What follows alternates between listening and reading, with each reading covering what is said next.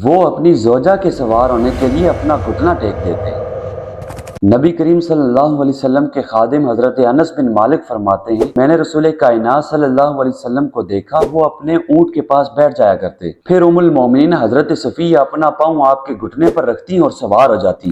یہ دین محبت، خوش اخلاقی اور رحم دلی کا دین ہے، لیکن افسوس کی بات ہے کہ ہم نے اس دین کو اپنے عمل اور رویے کا حصہ بنانے کے بجائے صرف عقیدہ بنا لیا ہے۔ ہمارا حال یہ ہے گویا محبت کا اظہار کرنا کوئی عیب ہے۔